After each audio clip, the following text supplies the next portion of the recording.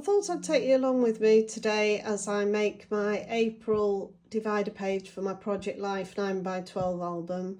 I like to do this every month, and if you follow me on Instagram, Canny Crafter, you'll have seen me do this before, but this is my idea for this month.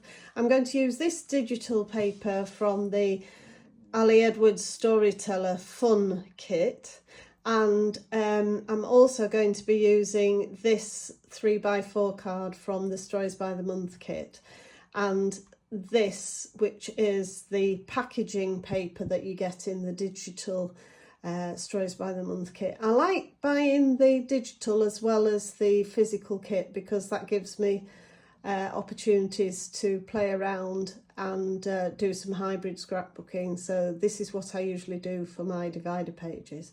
So to start with, I'm going to print this onto a sheet of A4. So I'm going to go new. I'm just working in an old Photoshop Elements here. It's not an up-to-date one. It's just an old one that I have. Blank file, A4, because I'm here in the UK. And there's my blank sheet of paper.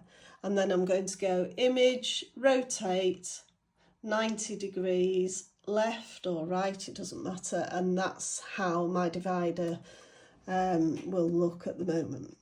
So I'm going to take this, click on it, hold your finger down on the mouse and drag it into the background file here.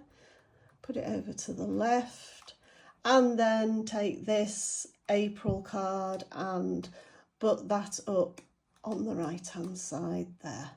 So that's the first thing I'm going to print through my printer, and that's how it'll start. So once I've got that, this is what I have here. I've printed it out, and now I'm going to print on the other side. So what I do is I go over here and I delete that layer there, right click and delete that layer there. And then this time I'm going to bring the outer packaging, which is from the digital Stories by the Month kit, up and put that on here. And I'm going to actually pull the corner out to make it fit the whole of the sheet of paper, and click the check mark, and then I'm going to print that out. So I'll end up with back-to-back piece of cardboard, which I've got here. So there we are, that's that on the back and that on the front. And then what I'm going to do is I'm going to cut this apart. And I cut this apart, and then I will turn this over and I'm going to stitch it together. I like using stitching. I know I could have printed it out like that, but I like to get the extra texture of the stitching. So I prefer to do it this way, where I'm going to cut it apart and stitch it back together so that I get that extra line of fabric texture with the thread. Now the next thing I decided I wanted to do, I wanted to replicate some of these flowers down the bottom here and up the top. And I'm trying to use things from my stash, and I remembered that I had this Tim Holtz die set called Funky Nature, it's called there, Funky Nature. And I thought there's some flowers on here that are very similar, so I'm going to cut some of these out and stitch them along here and up here.